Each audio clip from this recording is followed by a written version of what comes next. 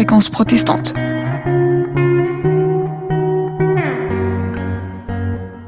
Les temps modernes, les temps modernes.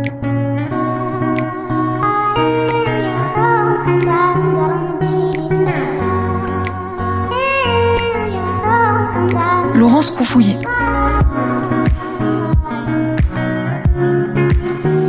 Bonjour à tous, bienvenue dans les temps modernes, une émission qui vous invite à explorer les enjeux du nouveau monde.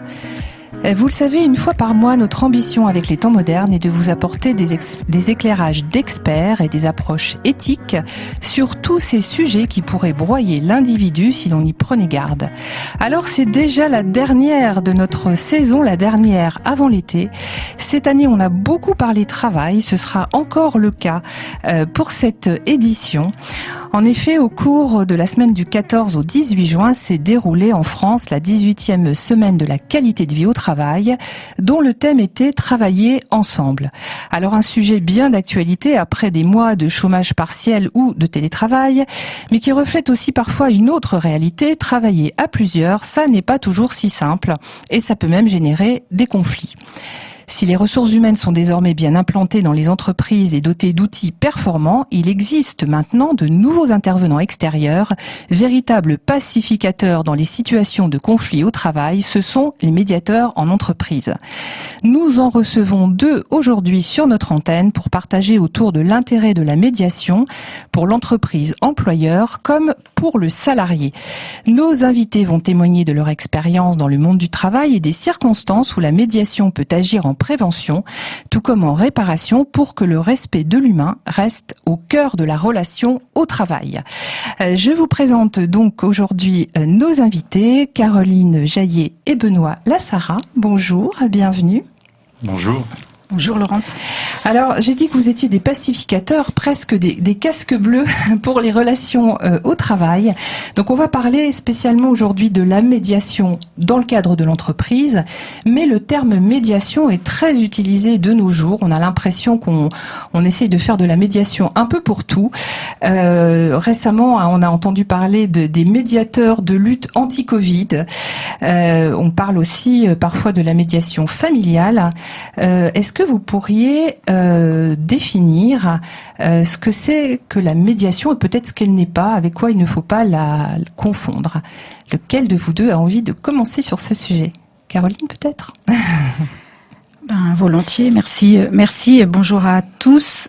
Le terme de médiation et donc de médiateur est malheureusement utilisé un petit peu à toutes les sauces, puisqu'on entend parler de médiateur social, de médiateur de la culture, de médiation thérapeutique, de médiateur du Covid, des médiateurs des quartiers, des médiateurs de la consommation, du médiateur des impôts ou autres. Et tout ça recouvre des réalités totalement différentes. Et c'est important effectivement de bien comprendre en fait de quoi on va parler aujourd'hui, sur quoi on va échanger. Le médiateur qui nous intéresse aujourd'hui, c'est le médiateur des conflits interpersonnels. C'est-à-dire c'est un médiateur qui intervient lorsqu'il y a un conflit entre des personnes. Et là, on parle de conflits internes à l'entreprise aujourd'hui. D'accord. Donc c'est un type d'intervention qui est tout à fait récent. Depuis à peu près combien de temps on fait de la médiation au travail en entreprise? Depuis une dizaine d'années, je dirais. Enfin, en fait, la médiation, elle nous vient des pays anglo-saxons. Elle est extrêmement implantée depuis longtemps aux États-Unis ou en Angleterre. Elle est arrivée, pour ce qui est de la médiation familiale dont vous parliez tout à l'heure, elle est arrivée il y a une vingtaine d'années par le Canada, parce que souvent ça passe par les pays francophones avant de nous arriver. Et elle s'est développée suite aux grandes problématiques sociales et avec la prise de conscience des problématiques de souffrance au travail. En fait, elle s'est développée par ce biais-là. Au départ. D'accord, autour de ce qu'on appelle aujourd'hui, alors on est passé de la souffrance au travail au bien-être au travail, ça c'est un objectif idéal. On va voir que ça peut faire partie effectivement des éléments en tout cas qui vont remettre de l'équilibre et de peut-être de la simplification aussi dans les relations quand ces relations au travail sont tendues. Caroline Jaillet, vous êtes en cabinet, donc vous intervenez dans le cadre d'un cabinet conseil. Est-ce qu'il y a beaucoup de demandes en médiation ? Comment ça se passe ? Est-ce qu'il y en a plus, davantage en ce moment ? J'ai envie de dire quel est l'état du marché ?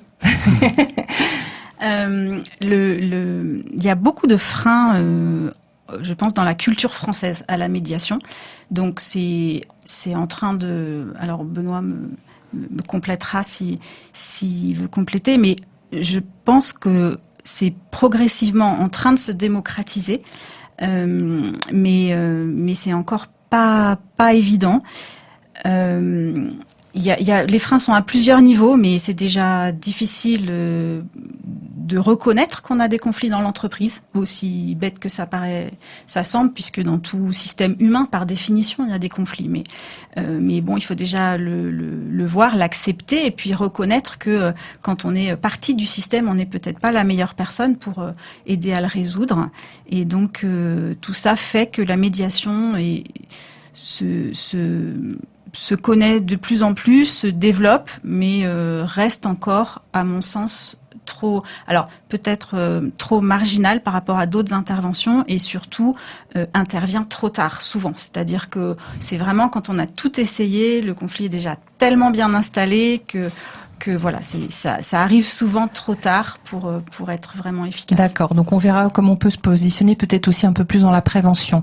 Le médiateur, donc c'est un professionnel, donc bien évidemment ce professionnel est formé. Alors je vais me tourner peut-être un peu plus vers vous, Benoît, parce que vous êtes entre guillemets un jeune médiateur. Je suis un bébé médiateur. Vous êtes un médiateur en devenir, donc Benoît Lassara, et vous avez un parcours, un profil qui est intéressant, parce qu'avant d'être médiateur, vous êtes chef d'entreprise et vous avez eu envie de faire de la médiation, ce qui va nous donner peut-être déjà l'occasion de parler de la formation. Alors l'un ou l'autre, je vous laisse compléter également. Comment on se forme ? Comment on devient formateur ? Il suffit pas, médiateur, pardon. J'imagine qu'il suffit pas d'avoir de la bonne volonté. Non, la médiation, que me disait Caroline, c'est quelque chose qui est pas encore très connu aujourd'hui en France, qui se démocratise beaucoup. Mais les formations de médiateurs connaissent une vraie embellie qui prédispose un peu de la manière dont les conflits futurs vont pouvoir se régler, et notamment en entreprise. C'est vrai qu'il y a encore beaucoup de travail, je pense qu'on en parlera en entreprise.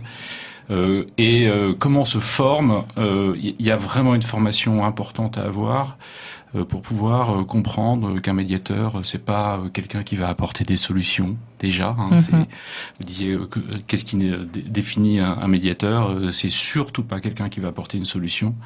Il n'apporte pas une solution toute faite, en tout cas. Il vient pas avec sa solution. Il n'apporte pas de solution. Ouais. C'est le principe fondamental du médiateur. Il apporte un cadre qui permet aux parties de s'apaiser, de retrouver un dialogue, de se comprendre. Et à ces mêmes parties de pouvoir trouver leur propre solution, ou pas d'ailleurs. D'accord, donc ce cursus dont vous parliez, on se forme pour être médiateur en combien de temps ? C'est un diplôme d'État, un DU, c'est comment ça se passe ? Alors moi, je me suis formé par une vraie formation avec un diplôme universitaire, donc à l'Institut IFOMEN. Ouais. Donc c'est un diplôme universitaire de 160 heures de formation, plus un mémoire à faire. Voilà, donc c'est un diplôme sérieux. Après, il y a aussi des médiateurs qui sont là par l'expérience. Il n'y a pas encore un cadre... Comme une VAE, comme une validation des acquis, d'accord. Un petit peu. Par exemple, les médiateurs de la République qui traitent de conflits inter-entreprises sont des gens qui sont à la retraite et qui vont gérer des médiations de conflits entre entreprises. Parce que là, on parle de conflits inter-entreprises. Il y a bien entendu de nombreux conflits intra-entreprises entre les entreprises ou entre éventuellement les associés. On pourra en parler aussi. Alors, je vais vous demander à l'un et à l'autre, qu'est-ce qui vous a donné envie de devenir médiateur ? Parce que vous avez un autre métier, ou vous avez eu un autre métier avant ou pendant. Qu'est-ce qui fait qu'on a tout d'un coup cette envie, cette appétence ? Alors peut-être avant de répondre à votre question, je voudrais juste ajouter une chose sur la formation. Je pense que ce qui est essentiel, c'est la pratique. Oui. Et que malheureusement, il y a beaucoup de formations qui ne proposent pas suffisamment de pratique et qui ne la proposent qu'à travers des jeux de rôle. Il y a très peu de stages obligatoires dans les formations et c'est une vraie lacune parce que c'est quand même en pratiquant qu'on se forme et qu'on devient vraiment médiateur, qu'on acquiert en fait la posture, dont on reparlera peut-être, mais qui n'est pas quelque chose qui est totalement évident. Et pour répondre à votre question, alors je crois qu'il faut en avoir envie déjà d'être médiateur. En ce qui me concerne, moi je suis ingénieure, donc pas forcément prédisposée à ça au départ. C'est souvent les médiateurs, c'est souvent des deuxièmes voire des troisièmes carrières. Parce que peut-être on a une certaine expérience de la vie. C'est peut-être important justement du côté de l'expérience. Voilà. Oui, je pense que c'est pas neutre. C'est aussi important si on veut intervenir en entreprise de bien connaître déjà l'entreprise. Donc voilà, c'est pour toutes ces raisons. Souvent une deuxième et voire une troisième carrière. Donc moi en tant qu'ingénieur, j'ai travaillé dans le privé et puis dans l'administration au ministère des Finances avec des fonctions assez transversales. Je faisais de la négociation, notamment à la Commission européenne, mais je travaillais aussi en interministériel et avec voilà vraiment l'envie d'aller creuser en fait cet aspect interrelationnel. Et pour ma part, j'ai repris des études de psychologie et j'ai un diplôme d'état de médiation. Le seul diplôme d'état en médiation étant un diplôme d'état de médiation familiale. D'accord. Et cette l'aspect vraiment relationnel, comprendre pourquoi il y a des conflits, qu'est-ce qu'on peut faire pour les solutionner et pour recréer du lien. C'est ça aussi l'idée de recréer du lien. Dialogue. D'accord. Donc l'un comme l'autre avec des parcours différents. Quelles sont les qualités d'un médiateur? Si je sais pas si parmi nos auditeurs il y a des gens qui se disent mais tiens c'est quelque chose que je me sens de faire. J'ai une espèce de comme ça d'appel, d'envie, comme vous avez pu l'avoir, Benoît Lassara. Quelles sont les qualités de base? Alors l'écoute, j'imagine. L'écoute, bien sûr. Moi, en fait, en tant que chef d'entreprise, c'est vrai que cette espèce d'appel sur la médiation, que j'explique pas très bien, trouve sans doute ses racines dans les conflits que j'ai pu expérimenter.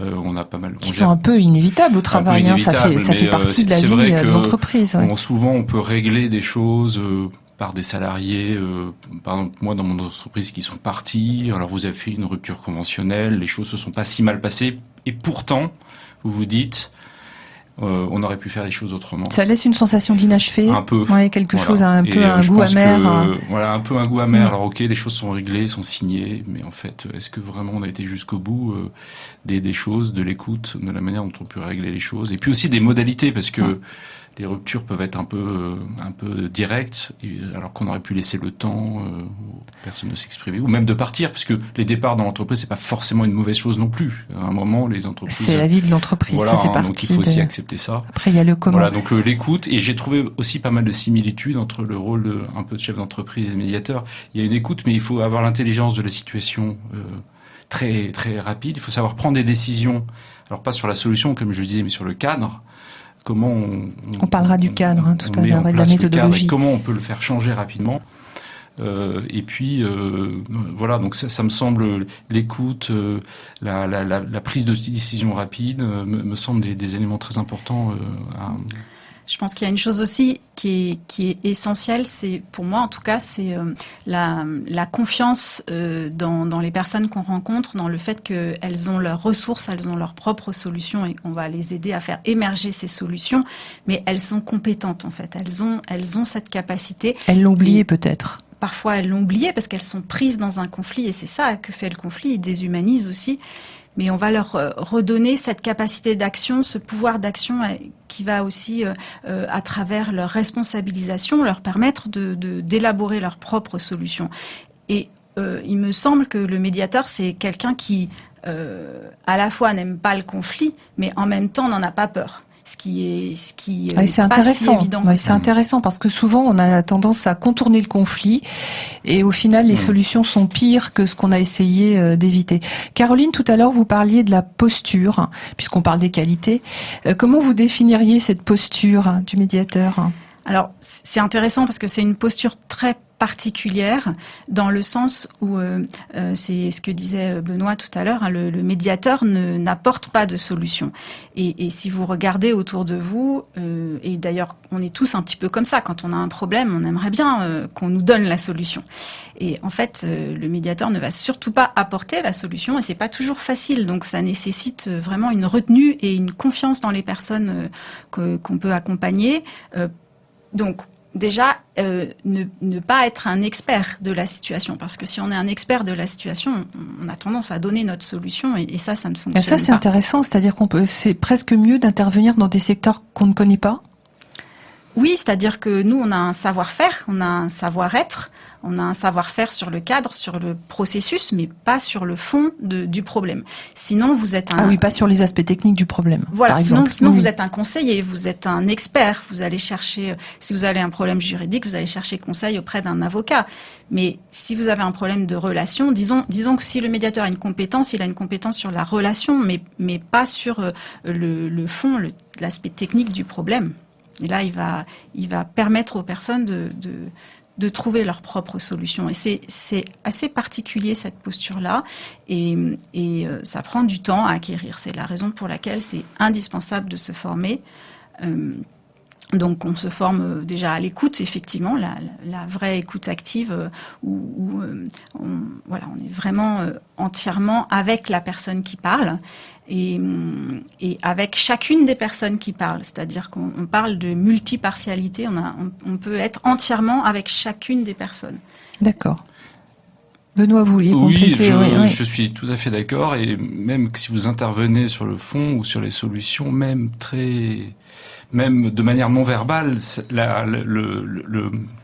l'audience s'en ressent tout de suite. Vous pouvez tout ça de suite modifie être les taxé, choses. oui, Ouais, absolument. Et je dirais qu'il faut aussi être pas mal à l'écoute de ses propres émotions, parce qu'elles renseignent aussi beaucoup sur la manière de conduire la médiation.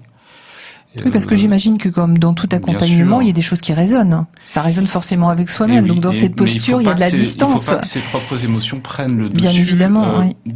D'une partie par rapport à une autre, parce que on est humain et en fait, naturellement, on peut être tenté de projeter des solutions et ça ne fonctionne pas en fait.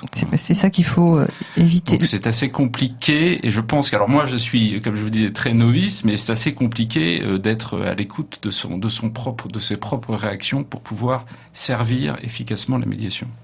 Oui, c'est la raison pour laquelle il y a des supervisions, des analyses de pratique qui font partie de la déontologie du médiateur. Parce que évidemment, quand on travaille avec ce qu'on est, on a besoin de réfléchir aussi à sa propre posture. Et en fait, elle est constamment questionnée parce que les gens que vous avez en médiation, ils cherchent à faire alliance avec vous.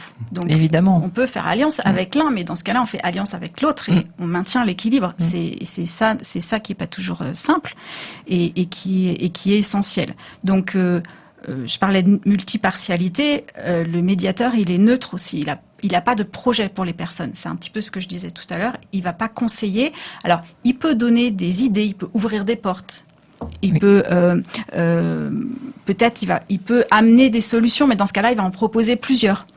Voilà, il va pas dire vous devriez ou vous pourriez faire ça, mais il peut dire est-ce que vous avez pensé à ci ou à ça ou encore à ça, par exemple. Et puis il est aussi donc dans le non-jugement, dans l'acceptation totale des personnes, ce qui leur permet d'être authentiques parce que c'est essentiel. Et cette authenticité n'est possible que parce que la médiation est confidentielle. Alors voilà, j'allais y venir parce qu'on parlait de confiance tout à l'heure, mais la confiance, elle repose sur la confidentialité, même si la médiation se fait dans le cadre de l'entreprise et dans le contexte du travail. La confidentialité, elle est absolue. C'est un élément absolument essentiel, incontournable. Confidentiel, même dans les médiations judiciaires, on peut pas se servir ce qui a pu être dit en médiation devant le juge si d'aventure la médiation ne fonctionnait pas. La confidentialité est un élément essentiel et dans l'entreprise évidemment. Donc Alors, j'aimerais bien que vous nous donniez des exemples, des situations un peu pratiques, un peu concrètes, de cas effectivement dans lesquels les entreprises ont recours à la médiation. Alors, ça peut être entre collègues, ça peut être interpersonnel entre deux personnes, ça peut être entre plusieurs personnes. Par exemple, qu'est-ce qui vous vient à l'esprit là, sans bien évidemment dévoiler quoi que ce soit de vos métiers respectifs, de vos missions respectives, mais ça peut être dans quel cadre, par exemple? Ça peut être entre deux personnes qui sont au même niveau hiérarchique ou pas. Ça peut être entre une équipe et un manager. Alors évidemment, plus il y a d'intervenants, plus c'est compliqué. Mais si on prend par exemple un exemple, une médiation entre deux personnes qui ne s'entendaient pas, en fait, sans que personne ne sache très bien pourquoi. En fait, ça faisait quelques mois qu'elles se parlaient plus. Une sorte de conflit latent, quelque chose comme ça qui est un peu sourd et qui traîne. Un conflit froid qui les empêchait pas de travailler. Donc, le travail se faisait, mais avec un minimum d'échanges. Vraiment, les échanges strictement essentiels. Et deux personnes qui n'étaient pas, en l'occurrence, là, il n'y avait pas un responsable hiérarchique et un subordonné, mais elles n'étaient pas tout à fait quand même à la même place. Et en fait, donc, moi, je propose souvent, dès que c'est possible, les entretiens individuels. L'entretien individuel, ça permet aux personnes déjà d'avoir des réponses peut-être à leurs questions, à leurs préoccupations. Donc vous les voyez chacun individuellement. Je les vois d'abord chacune individuellement. Et ça permet vraiment justement de les mettre en confiance et peut-être de lever certains freins qu'elles pourraient avoir. Et puis ensuite, on fait des rencontres de médiation. Alors, dans une médiation, il peut aussi y avoir des moments avec des apartés, qu'on appelle aussi des caucus, où il peut être nécessaire de voir les personnes individuellement. Mais là, dans cet exemple-là, ça n'a pas été nécessaire. Donc, il y a eu 3 rencontres de médiation. Et dès la première rencontre, en fait, ces personnes, elles ont pu revenir sur ce qui s'était passé, sur l'événement de point de départ. Donc, au départ, chacune de leur côté. Non, ensemble. Oui, ensemble, d'accord. En fait, il y en a une qui ne savait même pas très bien pourquoi elles étaient en froid.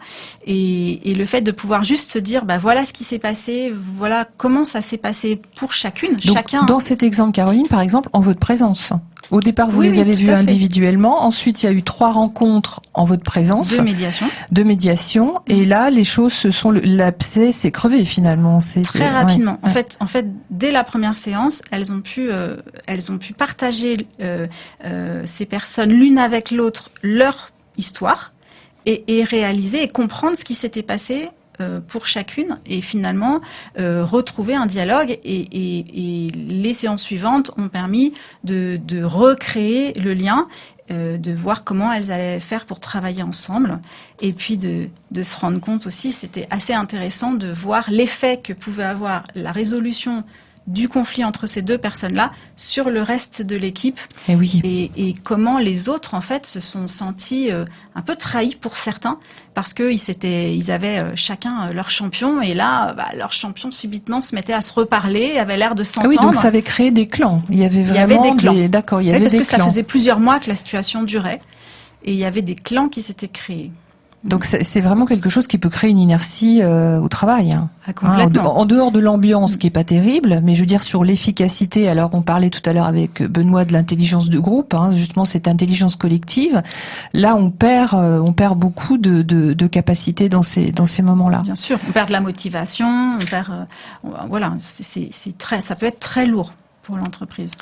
Le conflit dans l'entreprise est un frein absolu, C'est pour ça que la médiation, alors quand on est dans des conflits ouverts, est un outil extraordinaire, très peu connu, qui vraiment gagne à être connu. Mais je dirais même que dans la notion de la sensibilisation, de la formation que des médiateurs ou des formateurs pourraient faire aux chefs d'entreprise ou aux équipes, ça me semble aussi très intéressant parce que on n'a pas forcément besoin que le conflit soit avéré pour sensibiliser différentes équipes ou différentes personnes à la manière de se parler, à la manière de se comprendre, à la manière de reformuler, à la manière de éventuellement faire. Alors on n'est peut-être pas dans la posture exacte du médiateur, peut-être plus d'un facilitateur, mais à la manière dont les gens peuvent progresser dans des aspects de leur travail sur lesquels ils sont pas d'accord, voilà, personnellement ou professionnellement. Et donc je pense qu'il y a un champ immense qui est encore assez vierge sur cette sensibilisation qu'on pourrait apporter donc on est d'accord dans l'entreprise. Donc que la médiation n'est pas réservée qu'au cas où on veut se séparer d'un collaborateur. Au contraire, ça peut être aussi pour de l'optimisation d'équipe, justement quand il y a des équipes performantes mais pour lesquelles il y a des points de friction, ça permet de continuer à ce que le groupe fonctionne ensemble.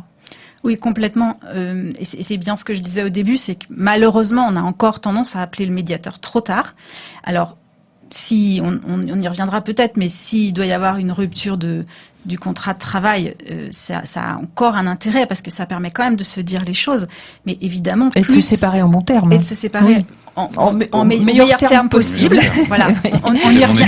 Je pense qu'on y reviendra en parlant des prud'hommes, mais en tout cas, si plus vous appelez le médiateur en amont de ça, évidemment, moins le conflit a escaladé, moins les positions sont figées, et plus, je dirais de toute façon, l'intervention sera courte, efficace et permettra de rétablir. Et il y a beaucoup de situations où, quelle qu'en soit la raison, on ne se sépare pas de ces salariés, soit parce d'abord ça coûte trop cher à l'entreprise, ils ont une réelle valeur ajoutée, ils ont leur place, tout simplement. Ils ont leur place, et dans ce cas-là, effectivement, arriver à rétablir le dialogue, à rétablir la situation, c'est indispensable.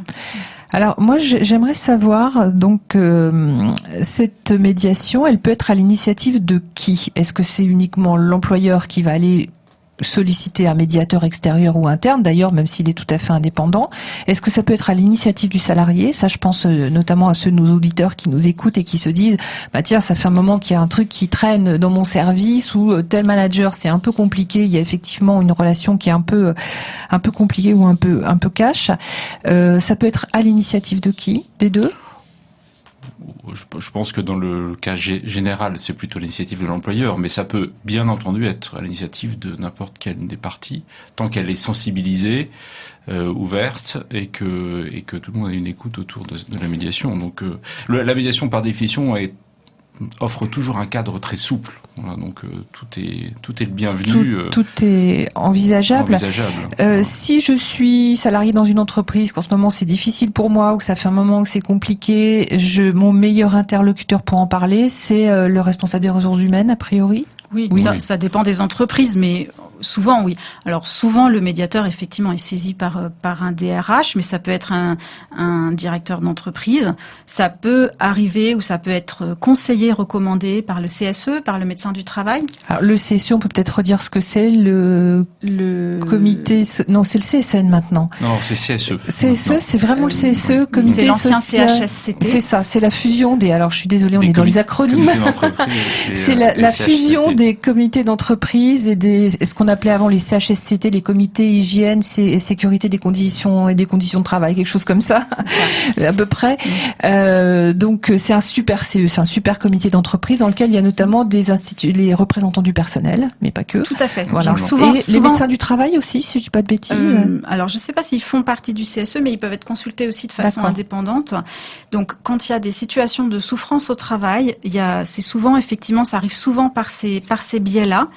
Et puis vous avez des organisations qui ont mis en place dans leur procédure des possibilités de saisir un médiateur.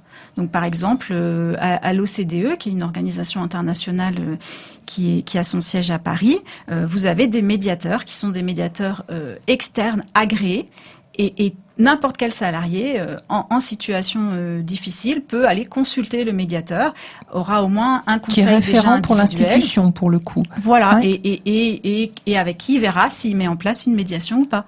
Donc il y a des vraies possibilités. La médiation en entreprise, c'est notre sujet d'aujourd'hui. On fait une petite pause musicale tout de suite. Alors je ne sais pas si on peut s'attendre à un monde nouveau comme le chante Feu Chatterton. En tout cas, on parle des possibilités aujourd'hui de la médiation en entreprise, une manière de pacifier les relations au travail, les relations interpersonnelles quand il y a eu, vous l'avez compris, si vous nous avez déjà écouté sur la première partie de l'émission, bien quand il y a eu des conflits. Ces conflits peuvent être évidents, affichés, parfois ils sont un peu plus sourds. Ça permet de lever les malentendus et en tout cas avec nos invités aujourd'hui, Caroline Jaillet et Benoît Lassara, qui sont médiateurs dans le cadre du travail. On parlait tout à l'heure de qui peut être à l'initiative donc de cette démarche de médiation. Je pose une question un tout petit peu subsidiaire. Est-ce qu'il y a des cas où la médiation peut être rendue obligatoire, où il faudra forcément passer par une médiation avant qu'il se passe quelque chose? Alors, il y a quand vous voulez saisir un juge ou saisir un prud'homme, normalement vous êtes supposé apporter la preuve du fait que vous avez tout mis en œuvre pour trouver une solution à l'amiable. Avant d'arriver à une procédure. Oui, et la médiation peut être une de ces solutions. En tant que telle, donc la médiation, c'est un moyen, on va dire. Mais là où elle ne, donc je réponds à votre question en deux morceaux. Donc elle pourrait être perçue comme obligatoire, mais ce qui est important, c'est que de comprendre qu'on ne peut pas venir. On peut, quand on vient en médiation parce qu'on se sent obligé d'y être, la médiation ne fonctionne pas. De toute façon, on ne peut contraindre personne à suivre une médiation. Alors, à entrer dans une médiation. Non, mais vous avez quand même des personnes qui se sentent obligées parce qu'elles ont entendu une forte injonction de la part du juge ou de la part de leur DRH. Donc elles arrivent en médiation en se disant, en gros, si j'y vais pas, c'est que vraiment je montre que j'ai pas envie de trouver une solution. Donc elles arrivent comme ça, et c'est le travail du médiateur de les faire réfléchir et de les faire de les questionner sur pourquoi elles sont là et en quoi ça va leur apporter quelque chose. Quel est l'enjeu pour elles? Quel intérêt elles pourraient avoir à venir en médiation? C'est là où la confiance est importante, de réinstaller justement cette confiance. Absolument. En tout cas, quand moi j'interviens en entreprise, c'est quelque chose que je négocie très clairement avec le commanditaire, donc qui sont souvent les ressources humaines. Ça fait partie de la convention. C'est que si à l'issue de l'entretien individuel, les personnes ne souhaitent pas s'engager en médiation, eh bien, elles ne sont pas obligées. Parce que c'est simple, vous allez mettre des personnes autour d'une table pour les faire discuter. Mais si elles n'ont pas envie de discuter, si elles n'ont pas envie d'essayer de trouver une solution, ça ne donnera pas grand-chose. Ça, c'est clair. On parlait tout à l'heure, effectivement, de la rupture du contrat de travail, qui est quelque chose qui peut arriver. J'ai l'impression que beaucoup d'entreprises aujourd'hui se disent que elles veulent que lorsque les salariés quittent l'entreprise, que ça se fasse quand même dans des bonnes conditions et qu'on n'aille pas forcément au clash. À un moment, on a eu l'impression qu'il y avait comme ça une espèce de rapport de force où il fallait absolument. Alors, il faut dire aussi que les procédures sont peut-être plus souples ou plus accessibles, ce qui est peut-être pas plus mal. Mais la médiation, elle peut permettre dans ces moments-là de mettre un peu d'huile dans les rouages. Bien sûr, je pense que une entreprise qui est sensibilisée à la médiation peut tout à fait faire en sorte qu'il y ait de l'huile dans les rouages qui soit mise à ce moment-là. Si tant est que le conseil de la personne ne mette pas aussi de l'huile sur le feu. Oui, on parle de l'avocat, celui qui va représenter le salarié, qui n'en rajoute pas, que ce soit pas. Donc je pense que c'est ce que disait Caroline sur le fait on ne peut pas forcer quelqu'un à entrer en médiation. On peut éventuellement le forcer à expliquer, à faire une sorte de médiation pour entrer en médiation, mais en tous les cas, très certainement pas forcer quelqu'un. Et dans le cadre des ruptures de contrat de travail, je pense que c'est effectivement un excellent outil avant d'aller en procédure. Alors, on va revenir peut-être un peu sur la méthodologie. On a commencé à en parler tout à l'heure avec l'exemple que vous avez donné, Caroline. Quand vous êtes appelés l'un comme l'autre, ou quand vous approchez d'une équipe qui a besoin de médiation, comment les choses vont se poser? Il y a contrat moral. Alors vous avez beaucoup parlé du cadre, vous avez beaucoup parlé de la posture. Qu'est-ce qui est défini? Est-ce qu'on définit, j'ai envie de dire, les belligérants? Est-ce qu'on fixe déjà le nombre de participants? Comment ça se passe? Expliquez-nous peut-être un peu plus concrètement.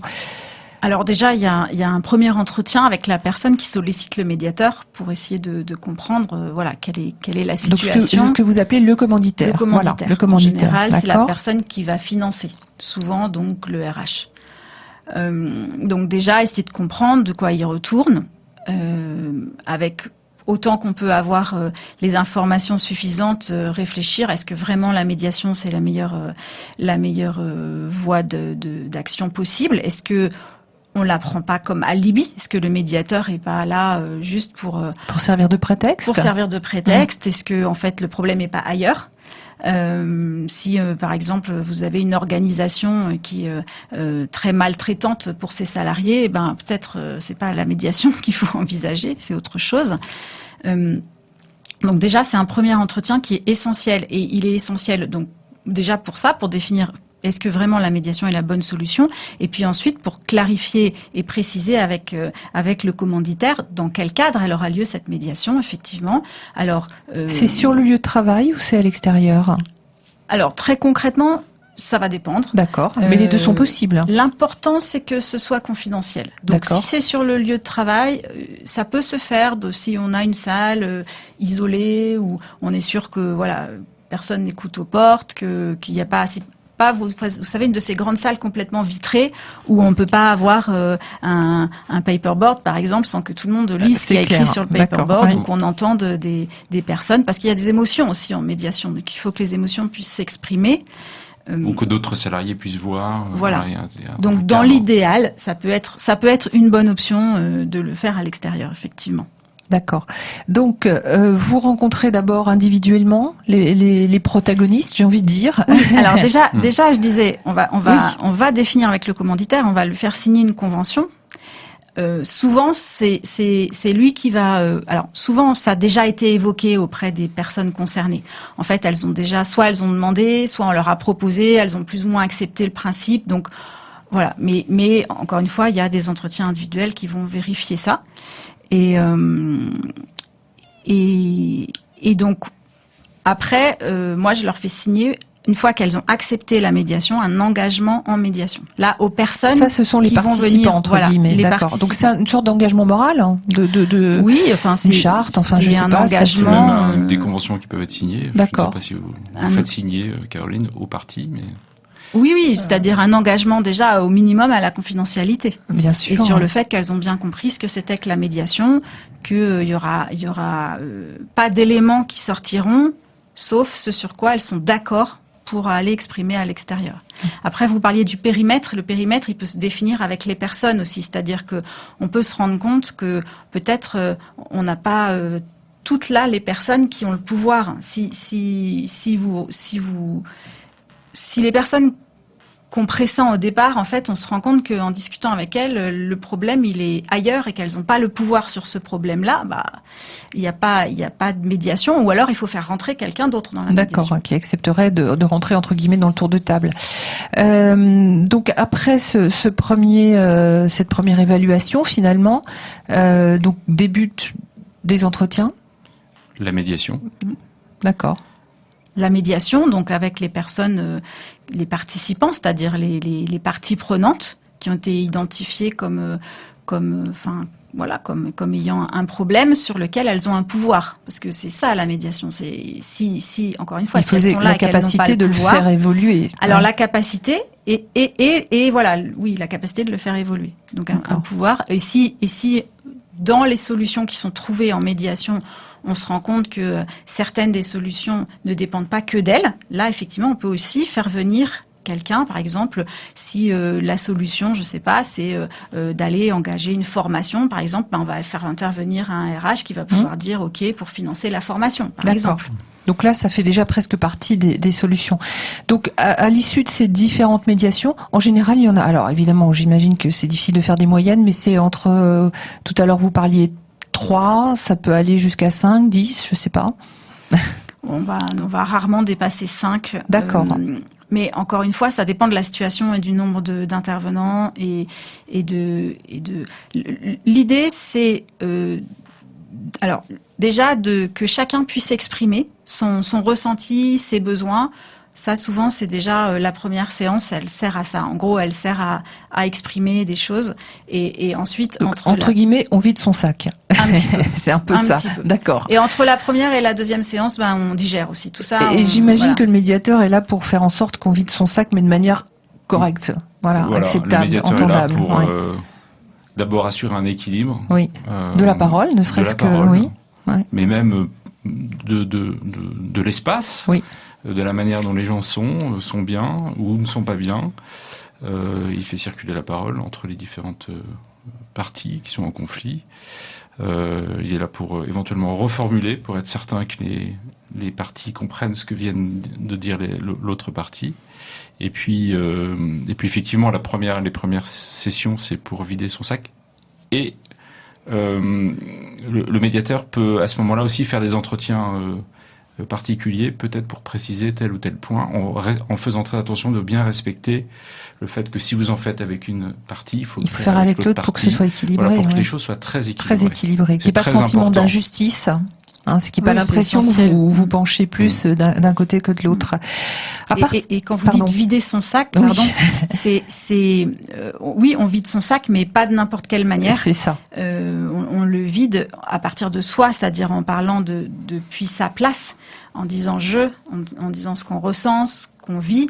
Et effectivement, le médiateur reformule. Et ce qu'on demande aux personnes en médiation, c'est de s'exprimer pour elles-mêmes, c'est de pas penser et parler à la place de l'autre. Voilà, donc chacun va s'exprimer pour lui-même, et ce qui va aussi permettre d'être entendu. Et éviter de penser, de parler pour l'autre, c'est important. Voilà, peut-être la courtoisie est un élément essentiel qu'on peut préciser. Et ça, vous le fixez dans le cadre, bien sûr. Ça, j'imagine que dans le cadre, justement. Les gens ne doivent pas s'invectiver l'un l'autre. Et vous êtes là vraiment pour assurer ce cadre. C'est aussi une condition essentielle à la réussite de la médiation. À partir de quel moment il y a de l'élaboration ? C'est-à-dire qu'il y a, alors vous dites il n'y a pas de solution, mais il y a quand même quelque chose qui va s'élaborer, où l'écoute suffit, où il faut il y a des engagements, enfin je sais pas, il y a quelque chose qui va se créer, se co-créer, avec les participants, comment ça marche ? Pour moi, ça se co-construit. Voilà. C'est-à-dire que ce qu'on a dit tout à l'heure, c'est que nous, en tant que médiateurs, on n'apporte pas de solution, mais l'objectif de la médiation, c'est bien d'accompagner les personnes vers la co-construction de leur propre solution et d'aller jusqu'au bout de cette solution, c'est-à-dire de ne pas s'arrêter à des belles paroles. Ça, en général, ça nous suffit pas. C'est vraiment d'aller sur du concret, des solutions qui sont précises, qui sont concrètes et qui sont durables du coup parce qu'elles conviennent à tout le monde. Donc on va aller jusqu'au bout de, en gros, qui fait quoi, comment, être le plus précis possible pour que ce soit vraiment du concret et du durable. Voilà, on parle souvent du point de passage de l'accord sur le désaccord. Voilà, quand on commence à comprendre pourquoi on n'est pas en accord, voilà, c'est souvent le moment où on peut commencer à s'asseoir pour que les parties trouvent des solutions. Et redéfinir quelque chose. Redéfinissez le quoi, qui, comment, quand. Et du coup, cet accord, finalement, c'est tout ce qui émerge, tout ce qui va être co-créé. Matériellement, ça se concrétise. Il y a quelque chose. Il y a, oui. C'est pareil, ça va dépendre de la situation. Ça peut être simplement un accord oral. Parfois, il n'y a pas besoin de plus. Et puis, donc chaque participant va verbaliser ce à quoi il s'engage. Oui, on peut le dire comme ça ou c'est un peu simpliste? On peut l'écrire par exemple sur un tableau de papier, mais on n'a pas forcément besoin de l'écrire et de le signer dans une charte ou une convention. Enfin, rien n'y oblige. Après, c'est ce qui va être confortable pour les deux parties. Oui, pour les parties. Et ça va être, souvent, ça va être travaillé avec les personnes de dire, ok, qu'est-ce que vous voulez en redire à votre commanditaire? Il y a quelqu'un qui a financé cette médiation. Là, maintenant, vous avez décidé un certain nombre de choses. qu'est-ce que éventuellement vous voulez en redire ou pas. Mais c'est elles qui décident ce qu'elles en font en fait. Tout ça en gardant la confidentialité. Justement, oui. Il y a une ligne de crête là. Non, mais la ouais. confidentialité, c'est eux qui la décident. C'est-à-dire s'ils sont d'accord sur quelque chose, ils peuvent être d'accord sur le fait qu'ils vont aller, par exemple, dire voilà, en médiation, nous avons décidé ça, ça et ça. D'accord. Mais c'est un accord dans ce cas-là. La convention de départ avec le commanditaire stipule que le commanditaire, si les parties décident de ne rien dire, le commanditaire ne sera pas au courant des résultats de la médiation, quand bien même il paye. C'est très important. Sinon, c'est garant de. Il n'y a pas de garantie de confidentialité. De la Donc confiance. C'est uniquement si les parties acceptent de sortir des choses de la confidentialité qu'elles peuvent être mises à disposition du commanditaire ou de l'entreprise ou de. Alors, on a vu que ces derniers mois, la crise sanitaire a quand même beaucoup bouleversé les repères au travail, que ce soit dans l'espace ou dans le temps. La crise sanitaire, elle a aussi beaucoup bousculé les relations au travail, avec justement une distance et du coup un management qui était parfois un peu plus compliqué, ou même une difficulté pour certains collaborateurs d'arriver à se percevoir dans un groupe, quand ce groupe devenait totalement virtuel. Est-ce que vous avez pu constater déjà des effets sur des demandes de médiation, sur des choses qui étaient caractéristiques de ce qu'on a vécu là depuis 15 mois, ou c'est encore trop tôt? Moi, j'ai eu des demandes de type un peu retour sur expérience, c'est-à-dire se parler, échanger de ce que chacun a vécu pour pouvoir réfléchir à la suite. Et mon sentiment, c'est que la situation qu'on a tous vécue, en ce qu'elle nous met en stress et en insécurité, et en plus en distanciel où on perd quand même une grande part de l'information et de tout ce qui est contact informel dans les entreprises, est une situation qui est potentiellement génératrice de situations conflictuelles. Mais je pense qu'on ne les voit pas encore. C'est-à-dire je dirais pas qu'il y en a pas, mais moi je m'attends à ce qu'elles se manifestent plus à partir du moment où on va revenir au travail. C'est ça, le retour au travail. Où certains n'ont pas envie de revenir, certains ont vécu des choses très difficiles, d'autres au contraire ont beaucoup apprécié la période qu'on a traversée. Enfin voilà, il y a des décalages qui se sont creusés. Et je pense que c'est là qu'on va voir vraiment les écarts, et dans la mesure où les entreprises, après ça leur appartient de se saisir de ça pour effectivement créer ces espaces de dialogue, faciliter tous ces échanges pour recréer du lien en fait, puisqu'on en a perdu. On a beaucoup vu d'articles récemment sur ce qu'on appelle le syndrome de la cabane, justement cette difficulté à quitter son foyer quand on était en télétravail. Alors pas seulement parce que le temps de transport c'est compliqué, mais parce que certains salariés ont du mal maintenant à s'imaginer, à se projeter à nouveau dans le groupe avec les contraintes que ça peut représenter. Donc effectivement, ça peut être des situations relativement nouvelles. Oui, nous dans notre entreprise, on a effectivement eu ce sentiment au moment du confinement numéro 2, et c'est vrai que on a fait très attention à faire en sorte que les gens reviennent de plus en plus au travail. On a recréé cette dynamique-là. Ça a été compliqué, mais ça a plutôt bien fonctionné. Donc on voit d'ailleurs la joie des salariés à être de nouveau ensemble, etc. Mais depuis assez longtemps. Donc je dirais que on est peut-être nous dans nos entreprises un peu en avance. Mais pour revenir au conflit sous-jacent, je suis assez d'accord avec Caroline. Je pense que la crise a révélé. Enfin, les gens se sont posés beaucoup de questions sur eux-mêmes en fait, et révèlent peut-être. Quelle est ma place, quel est le sens de ma place dans l'entreprise, est-ce que c'est vraiment ce que j'ai envie de faire, et donc cet aspect-là, à mon avis, va ressurgir dans les rapports entre les individus quand ils vont être obligés de revenir. Je pense qu'on est encore dans une sorte de parenthèse, parce que là, jusqu'aux vacances, les choses vont se remettre en place à peu près, comme on peut. Il y a quand même un plan de charge de travail pour les uns et les autres, mais c'est peut-être à la rentrée effectivement que ça va se révéler. Ce que vous disiez, ça a révélé aussi les failles chez certains. Il y a eu des prises de conscience. Il y a eu beaucoup d'interrogations. On a l'impression aussi autour du sens, qui est le sens du travail, et justement remettre ce sens parfois collectif, ça peut être un élément assez fort. On peut être un très bon technicien, mais ça suffit pas. La vie au travail, c'est aussi d'autres choses, et tous ces petits moments sociaux qu'on partage avec ses collègues, et quand on n'a plus l'habitude, il faut reprendre ses habitudes. La vie au travail, c'est une question de relation. De toute façon, donc, l'entreprise est un système, comme un autre. D'une manière ou d'une autre, il faut remettre ça au centre. Alors, ça me permet de glisser vers mon dernier thème. On a cette année, au cours de cette émission, donc les temps modernes, on a reçu beaucoup de gens qui réfléchissent au travail. On a parlé souvent de la RSE, la responsabilité sociale des entreprises. On a parlé aussi de l'expérience collaborateur. C'est quelque chose auquel les entreprises sont très attentives parce qu'elles savent qu'elles sont observées, jugées sur leur comportement en tant qu'employeur, parfois même notées. Donc, est-ce qu'on pourrait dire que la médiation, ça fait partie maintenant de l'attirail, c'est à rentrer complètement dans les outils justement de la RSE?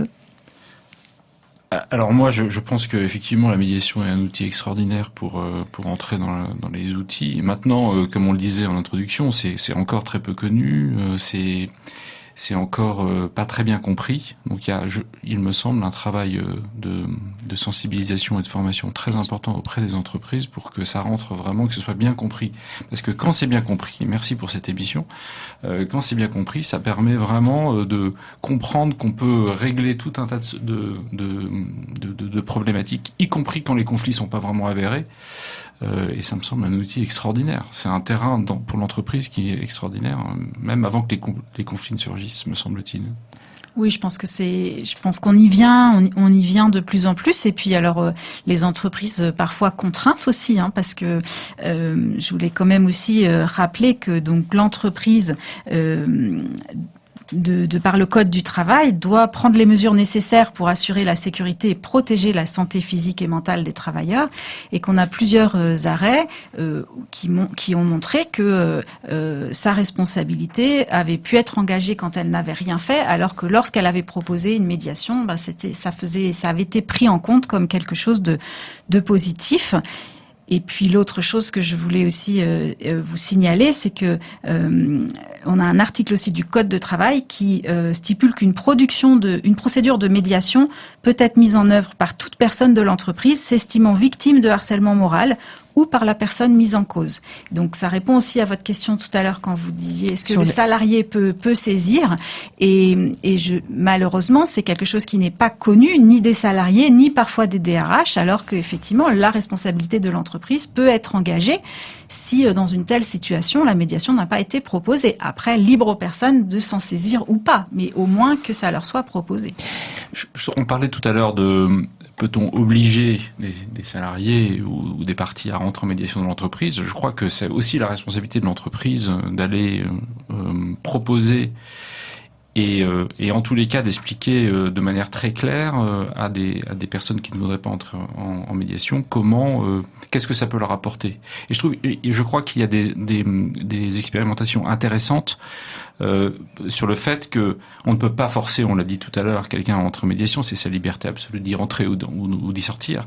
En revanche, on peut sans doute, avec un tiers neutre, expliquer à un salarié quels avantages il aurait à entrer en médiation, presque simuler comment se passerait une médiation pour donner envie, pour qu'il arrive à faire en sorte de se dire mais oui, en fait c'est peut-être pas une si mauvaise idée que ça. Aujourd'hui, si on veut s'informer sur la médiation, on se tourne vers quel organisme ou quel site internet? C'est une bonne question. Il y a une association nationale des médiateurs, j'imagine. Oui, il y a beaucoup d'associations, oui. Beaucoup d'associations, beaucoup d'informations sur Internet.